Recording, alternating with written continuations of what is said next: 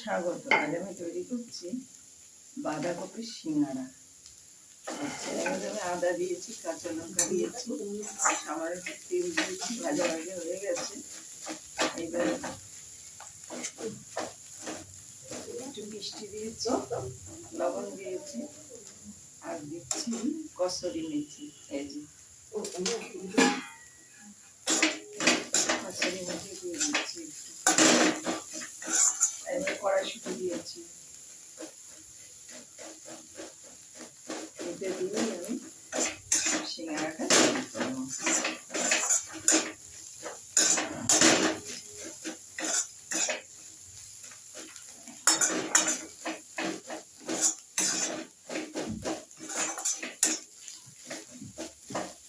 আমার তৈরি হয়ে গেল।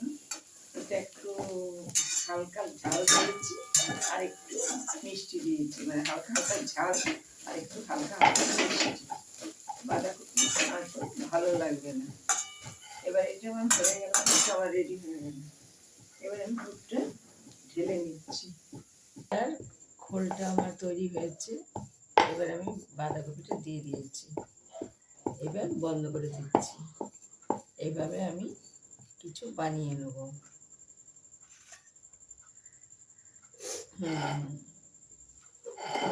একটু একটু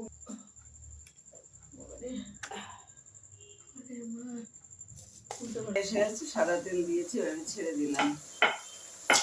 এটা আমি ডালডা দিয়ে ময়ান দিয়েছি। ডালডা দিলে ময়ান দিলে তাহলে বেশ খুব ভালো খাস্তা হয়। তা আমি যা সাদা তেলে ইচ্ছে হয় সাদা তেলেই দেবেন। আমার ইচ্ছে হলো যে একটু খাস্তা খাস্তা খাবো, সেই জন্য আমি তেলটা বেশি গরম হয়ে গেছে, সেই জন্য তৈরি করছি বাঁধাকপির সিঙ্গারা। ভালো লাগলে লাইক করুন, শেয়ার করুন, আমার পাশে একটু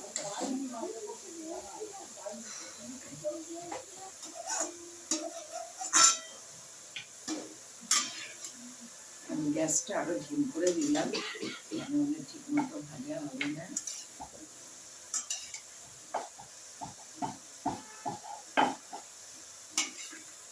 আমি ডালটা সামান্য একটু কাগজটা তুলে ময়ানটা দিয়েছি।